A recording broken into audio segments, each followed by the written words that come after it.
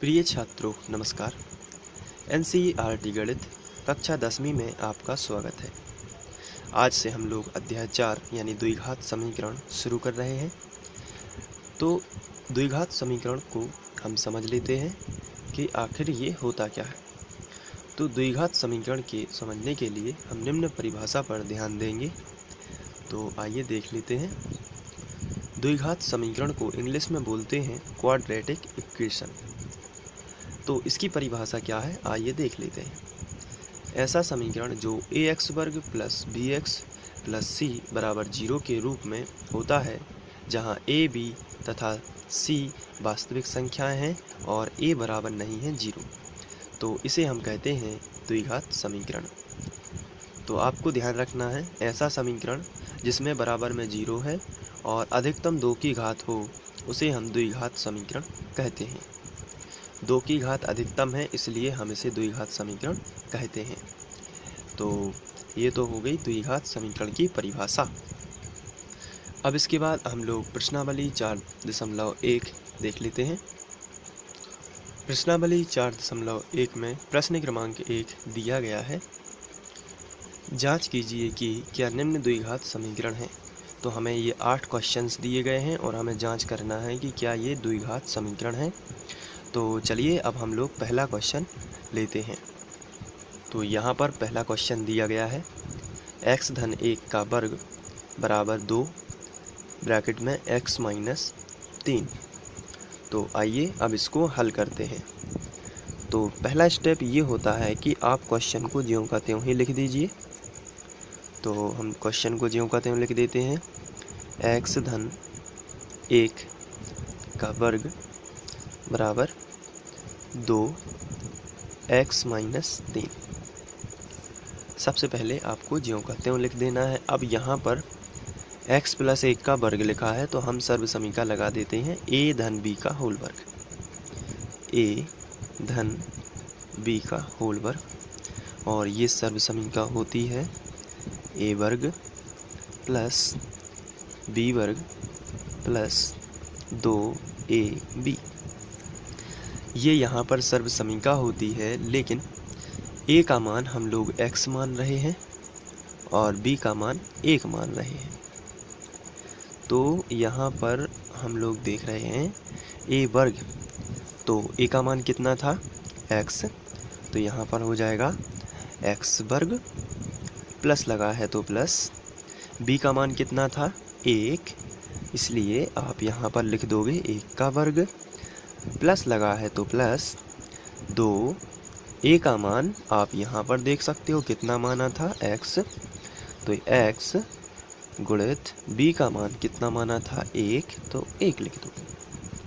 इसके बाद हम इसको सॉल्व कर लेते हैं। x वर्ग ज्यों का त्यों, 1 का वर्ग 1 ही होता है, यहाँ पर 2 का गुणा x में होगा तो 2x और 2x से कम 2x ही आएगा।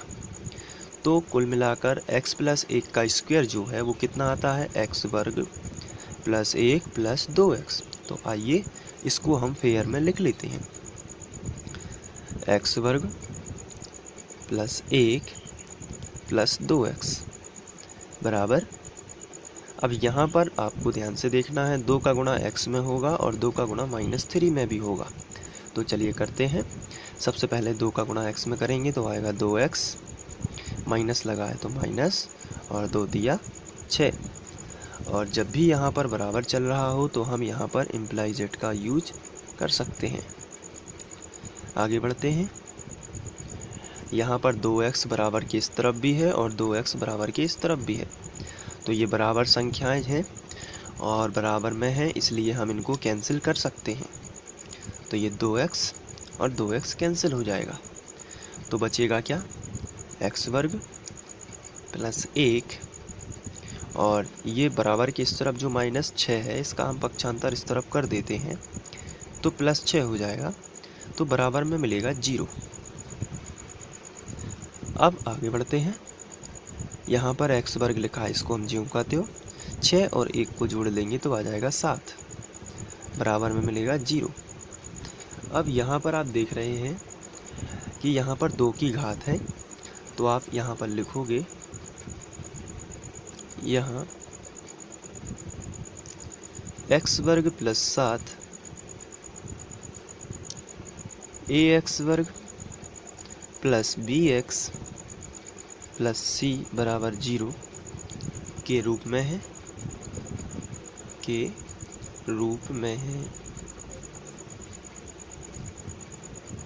और b का मान यहाँ पर है नहीं है, इसलिए b बराबर आपको लिख देना है 0।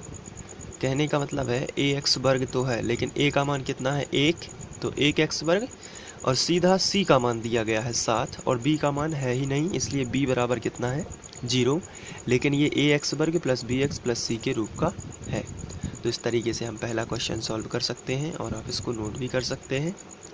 इसके बाद हम लोग दूसरा प्रश्न सॉल्व करेंगे। तो चलिए दूसरा क्वेश्चन करते हैं। इसके बाद दूसरा क्वेश्चन दिया गया है एक्स वर्ग माइनस 2x बराबर -2 ब्रैकेट में 3 माइनस एक्स। तो सबसे पहले हम ज्यों का त्यों ही लिख लेंगे, एक्स वर्ग माइनस 2x बराबर -2 और 3 माइनस एक्स।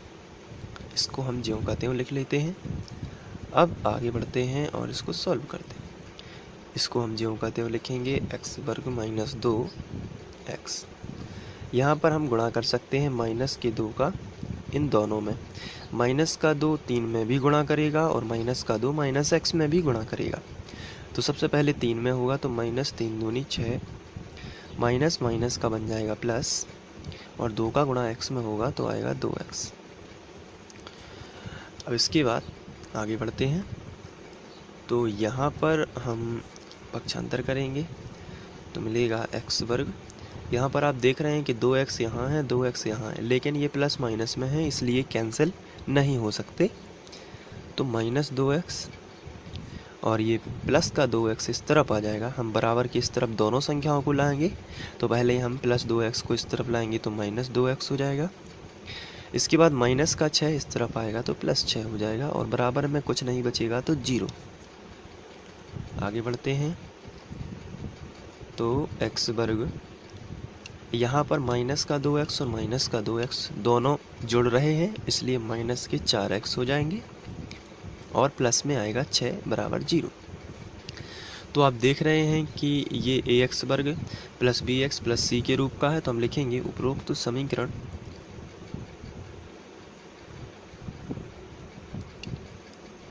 ए एक्स वर्ग प्लस बी एक्स प्लस सी बराबर 0 के रूप का है।